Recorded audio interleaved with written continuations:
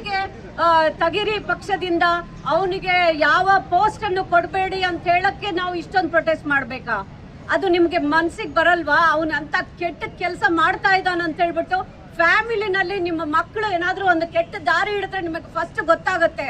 ಹಾಗಾದ್ರೆ ರೇವಣ್ಣ ಅವರೇ, ನೀವೇನ್ರಿ ಮಾಡ್ತಾ ಇದ್ರಿ ಇಷ್ಟು ದಿನ? ನಿಮ್ ಮಗ ಇಷ್ಟು ಕೆಟ್ಟ ಕೆಲಸ ಮಾಡ್ತಾ ಇರ್ಬೇಕಾದ್ರೆ ನೀವೇನ್ರಿ ಮಾಡ್ತಾ ಇದ್ರಿ? ಅವ್ರ ಜೊತೆ ನೀವು ಸೇರ್ಕೊಂಡಿದ್ರೇನ್ರಿ? ಹಾಗಾದ್ರೆ ನಾವ್ ಇಲ್ಲಿ ನಿಂತ್ಕೊಂಡು ಕ್ಯಾಂಡಲ್ ನಮ್ಮ ಹೆಣ್ಣು ಮಕ್ಕಳ ಜೊತೆ ನಾವು ಅವರಿಗೆ ಸಂತೃಪ್ತಿ ಕೊಡ್ತಾ ಇರ್ಬೇಕಾದ್ರೆ ನೀವು ಅಲ್ಲಿ ಅಡ್ಕೊಂಡು ಏನ್ರಿ ಮಾಡ್ತಾ ಇದ್ದೀರಾ? ನನ್ ಮಗಳು ಇವತ್ತು ಕೇಳಿದ್ರು, ಮಮ್ಮಿ ಎಲ್ಲೋ ಹೋಗ್ತಾ ಇದೀಯಾ ಅಂತ. ಅವಳಿಗೆ ನಾನು ಏನಂತ ಹೇಳಿರಿ?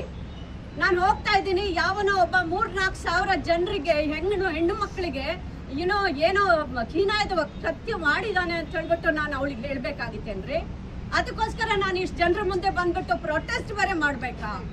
ನಿಮ್ಗೇನು ಏನಾಗ್ತಾ ಇದೆ? ಕಾಂಗ್ರೆಸ್ ಗವರ್ಮೆಂಟ್ ಇಲ್ಲಿದೆ, ಯಾಕೆ ಇಮಿಡಿಯೇಟ್ ಆಕ್ಷನ್ ತಗೊಳ್ತಾ ಇಲ್ಲ ನೀವು?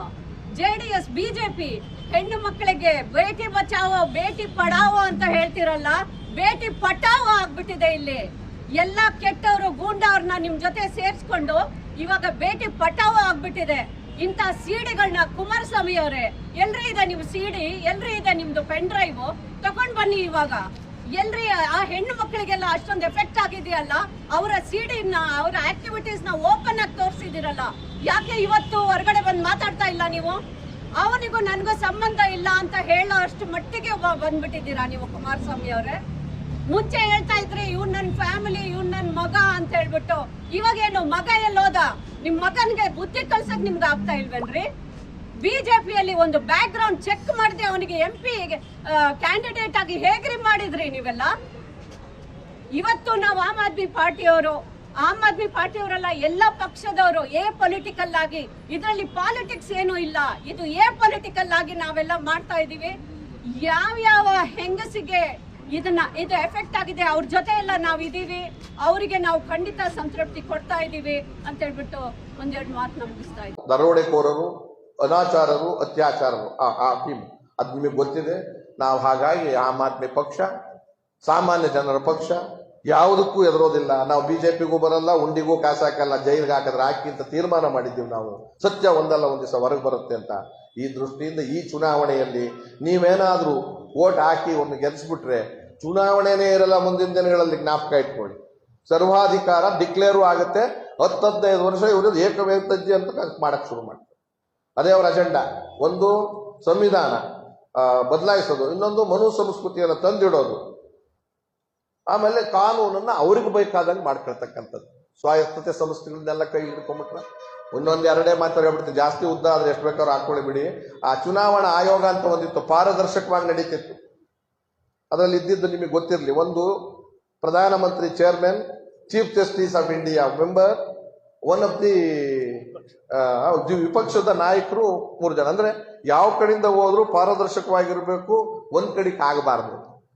ಹೊಸ ಆಕ್ಟೇ ತಂದ್ರು, ಅದಕ್ಕೆ ತಂದು ಚೀಫ್ ಜಸ್ಟಿಸ್ ಕಿತ್ತ ಹಾಕಿ ಕಾನೂನು ಮಂತ್ರಿನ ಹಾಕೊಂಡ್ರು. ಅಂದ್ರೆ ಏನು ಕೋಟ್ ಹಾಕಿದ್ರು ಕೂಡ ಅವ್ರ ಪಾರ್ಟಿಯವರೇ ಹಾಕೋಬೇಕು, ಒಬ್ಬ ಪ್ರಧಾನಮಂತ್ರಿ, ಒಬ್ಬ ಇವರು. ಇದು ಯಾವ ತರದ ಧೋರಣೆ? ನಾವು ಸ್ವಾಯತ್ತತೆ ಕೈ ಹಾಕಲ್ಲ ಅಂತ ಅವ್ನು ಕೈ ಹಾಡ್ಸಕ್ಕೆ ಬಿಟ್ಟಿಲ್ಲ ನೀವು. ನಮ್ಮ ಗವರ್ನರು, ನಮ್ಮ ರಾಜ್ಯದ ದೇಶದಲ್ಲಿರ್ತಕ್ಕಂಥ ಗವರ್ನರ್ಗಳು nominated members, not elected members. ಅವ್ರಿಗೆ ಪುನರ್ವಸತಿ ಕೇಂದ್ರ ಅಂತ ಕರಿತೀವಿ ನಾವು ಅದನ್ನು. Elected body chief minister and members of house ಇದ್ದಾಗ ಡೆಮೋಕ್ರಸಿನಲ್ಲಿ ಎಲ್ಲ ತೀರ್ಮಾನ ಇಲ್ಲಾಗಬೇಕು. ಫಾರ್ಮ್ಯಾಲಿಟಿ ಸೈನ್ಗೆ ಗವರ್ನರ್ ಹತ್ರ ಹೋಗುತ್ತೆ, ಅದನ್ನ ನೋಡಿ ಸಣ್ಣ ಪುಟ್ಟ ತಪ್ಪಿದ್ರೆ ವಾಪಸ್ ಕಳಿಸಿ ತಿರ್ಗಾ ಒಪ್ಕೊಂಡ್ರೆ ಆಕ್ಟ್. ಪೂರ್ತಿ ಆಕ್ಟ್ ಮಾಡಿ ಹೊಸ ಕಾನೂನು ತಂದ್ರು, ಸುಗ್ರೀವಾಜ್ಞೆ ತಂದು ಸಂಪೂರ್ಣ ಅಧಿಕಾರವನ್ನು ನಾಮಿನೇಟೆಡ್ ಮೆಂಬರಿಗೆ ಕೊಟ್ರಿ. ಚೀಫ್ ಮಿನಿಸ್ಟರ್ಗೆ ಕ್ಲರ್ಕ್ ಅನ್ನು ಟ್ರಾನ್ಸ್ಫರ್ ಮಾಡಕ್ಕೆ ಯೋಗ್ಯತೆ ಇಲ್ದಂಗೆ ಮಾಡಿಟ್ಟಿದ್ದೀರಿ. ಇದು ಒಂದು ಕಡೆ. ಇದು ಡೆಲ್ಲಿಲಾಗಿದ್ದು. ಪಂಜಾಬ್ನಲ್ಲಿ ಕೈ ಆಡಿಸಿದ್ರು, ಕೇರಳದಲ್ಲಿ ಕೈ ಆಡಿಸಿದ್ರು, ತಮಿಳುನಾಡಲ್ಲಿ ಕೈ ಆಡಿಸೋದು ಹೆಂಗ್ ಗೊತ್ತಾ? ಏನೇ ಬಿಲ್ ಪಾಸ್ ಆಗಿ ಬರಲಿ ಸದನದಲ್ಲಿ ಒಂದು ಸೈನ್ ಹಾಕ್ಬೇಡಿ, ಪೆಂಡಿಂಗ್ ಇಡಿ ನಾವೇ ಹೇಳೋವರೆಗೂ. ಅಪ್ರೂವ್ ಮಾಡೋದು ಎಮರ್ಜೆನ್ಸಿ, ಯಾವುದೋ ಕಾಯ್ದೆ ಮಾಡ್ತಾರೆ, ಕಾರ್ಮಿಕ ಕಾಯ್ದೆ, ಮಹಿಳೆಯರ ಕಾಯ್ದೆ, ಬಡವರಿಗೂ ಕೂಡ ಅದನ್ನು ನಿಲ್ಸೋದು ವರ್ಷಗಟ್ಟಲೆ. ಸುಪ್ರೀಂ ಕೋರ್ಟ್ ಹೋದ್ಮೇಲೆ ಅವ್ರು ಚೀಮಾರಿ ಹಾಕಿದ್ಮೇಲೆ ಇವ್ರಿಗೆ ಬಂದಿದೆ. ಬರ ಪರಿಹಾರಕ್ಕೂ ಚೀಮಾರಿ ಹಾಕ್ಬೇಕಂತ ಸೆಪ್ಟೆಂಬರ್ನಲ್ಲಿ ಬರ ಆಗಿದೆ. 18,172 ಕೋಟಿ ಹಣ ಕೇಳ್ತಾರೆ. ಇವ್ರು ಅಲ್ಲಿಂದ ಏನೂ ಮಾಡ್ದಂಗೆ ಬೇರೆಯವ್ರಿಗೆಲ್ಲ ಕೊಟ್ಕೊಂಡು ಬರ್ತಾರೆ. ಕಾಲ್ಗೆ ಗಾಯ ಆದಾಗ ಔಷಧಿ ಹಾಕ್ಬೇಕಾ, ಗ್ಯಾಂಗ್ರೀನ್ ಆದಾಗ ಔಷಧಿ ಆಗ್ಬೇಕು. ಅವತ್ತು ಬೇಕಿತ್ತು ದುಡ್ಡು. ಒಂದು ಪೈಸಾ ಕೊಡ್ಲಿಲ್ಲ. ಕಾರಣ ಇವಾಗ ಏನ್ ಹೇಳ್ತಾರೆ, ಚುನಾವಣೆ ಡಿಕ್ಲೇರ್ ಆಗ್ಬಿಡ್ತು, ಅಲ್ಲಿಂದ ತನಕ ಮಣ್ಣು ತಿಂತಿದ್ರ ನೀವು ಅಷ್ಟು 6-7 ತಿಂಗಳು, ಬೇರೆಯವ್ರಿಗೆಲ್ಲ ಕೊಟ್ಟಿದ್ದೀರಲ್ಲ. ಅವಾಗ ಚುನಾವಣೆ ಮೇಲೆ ಹಾಕೋತಾರೆ, ಚುನಾವಣೆ ಬಂದ್ರಿಂದ ಕೊಡಕ್ ಬರೋದಿಲ್ಲ, ಚುನಾವಣೆಯವ್ರು ಕೊಡ್ಬೋದು ಅಂತಾರೆ. ಸುಪ್ರೀಂ ಕೋರ್ಟ್ ಆದ್ಮೇಲೆ ಅದನ್ನೂ ಕ್ಯಾಕರಿಸುವುದು, ಕೊಡಿಸಿದ್ರು 3,000. ಅದು ಸುಮ್ಮನೆ ನೋಡಿ, 18,000 ಕೋಟಿ ಸಮಸ್ಯೆ ಇದೆ ಅಂತ ಕೊಡಿಸಿದಾಗ 3,000 ಕೊಟ್ರೆ ಊಟ ಕೇಳಿದ್ರೆ ಉಪ್ಪಿನಕಾಯಿ ಕೊಟ್ಟಂಗಿದೆ. ಇದೆಲ್ಲವನ್ನು ನಾವು ಸಾರ್ವಜನಿಕರಲ್ಲಿ ತಿಳಿಸಿ ಈ ಸತಿ ಮತ ಹಾಕ್ಬೇಕಾದ್ರೆ ಯೋಚನೆ ಮಾಡಾಕಿ, ಕಡ್ಡಾಯವಾಗಿ ಮತ ಹಾಕಿ. ಇವತ್ತು ನಾವೆಲ್ಲರೂ ಒಟ್ಟಾಗಿ ಸೇರಿ ಒಟ್ಟಾಗಿ ಅನಾಹುತ ಮಾಡ್ತಿರ್ತಕ್ಕಂಥ ಒಕ್ಕೂಟ ಏನಿದೆ ಬಿಜೆಪಿ, ಅದನ್ನು ಸೋಲಿಸೋದಕ್ಕೆ ಕಾಂಗ್ರೆಸ್ ಮತ್ತು ನಮ್ಮ ಒಕ್ಕೂಟದ ಕೈ ಗುರುತಿನ ನಮ್ಮ ಅಭ್ಯರ್ಥಿ ವಿನೋದ್ ಅಸೂಟಿರವರಿಗೆ ಜಯಶೀಲರನ್ನಾಗಿ ಮಾಡಿ ಅಂತ ಕೇಳ್ಕೊಳ್ಳೋದಕ್ಕೋಸ್ಕರ ಆಮ್ ಆದ್ಮಿ ಪಕ್ಷದಿಂದ ನಾನು ಇಲ್ಲಿಗೆ ಬಂದಿದ್ದೀನಿ. ಇಷ್ಟೊತ್ತು ನನ್ನ ಮಾತನ್ನು ಕೇಳಿದ್ದೀರಾ, ಸ್ವಲ್ಪ ಲಂಬಿಸಿ ಹೇಳೋದು ಅನಿವಾರ್ಯವಾಯಿತು, ಗೊತ್ತಿರೋ ವಿಚಾರದಲ್ಲ. ಎಲ್ಲವೂ ಸತ್ಯ ಅನ್ನೋ ಮಾತನ್ನು ಹೇಳಿ ನನ್ನ ಮಾತು ಮುಗಿಸ್ತಾ ಇದ್ದೀನಿ. ಧನ್ಯವಾದ.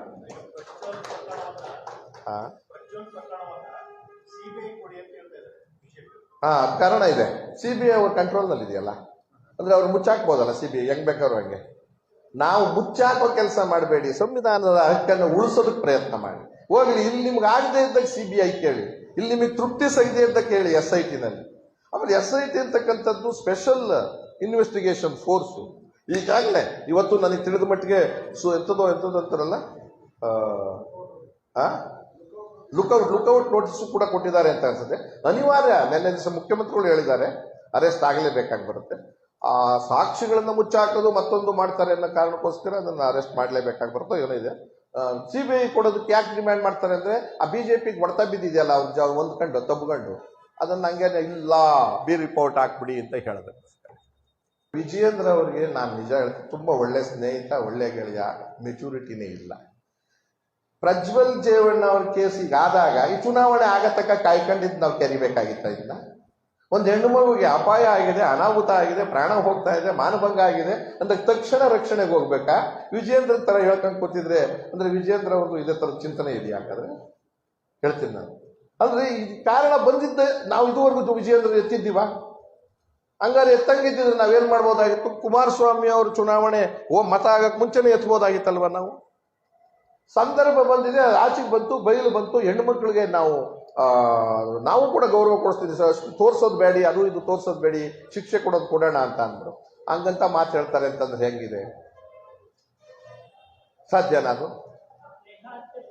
ಆಮೇಲೆ ನೀವೇನು ಹೇಳಿದ್ರ 5 ಗ್ಯಾರಂಟಿ ಇಲ್ಲ, ಹೆಣ್ಣು ಮಕ್ಕಳನ್ನ ಹೋಗಿ ವಿಚಾರ ಮಾಡಿ, ಸುಮಾರು ಹೆಣ್ಣು ಮಕ್ಕಳು ಒಂದೋ ಎರಡೋ ಲೋಪದೋಷಗಳಿಲ್ಲ ಅಂತ ಹೇಳೋದಿಲ್ಲ, 100ಕ್ಕೆ 100 ಭಾಗ ಕೆಲವರು ಸಿಗದೇ ಇರಬಹುದು, ತಾಂತ್ರಿಕವೋ ಆಧಾರ್ ಕಾರ್ಡೋ ಮತ್ತೊಂದೋ ಮಗದು.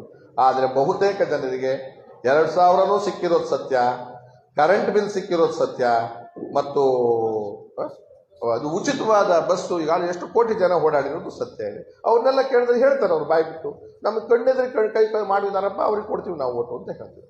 ಸುಳ್ಳು ಹೇಳಿ ಮದುವೆ ಮಾಡೋದು ಅಂತ ನಮ್ಮಲ್ಲಿ ಗಾದೆ ಇದೆ, ಅದು ಒಳ್ಳೇದಕ್ಕೆ.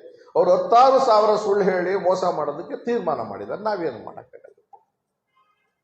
ಡೀಟೇಲ್ಸ್ ನನಗೆ ಗೊತ್ತಿದ್ದೋದನ್ನ ಮುಂದುವರ್ಸಕ್ಕೆ ಹೋಗಲ್ಲ ನಾವು. ಮತ್ತೆ ಯಾರಾದ್ರೂ ಗೆಳೆಯರು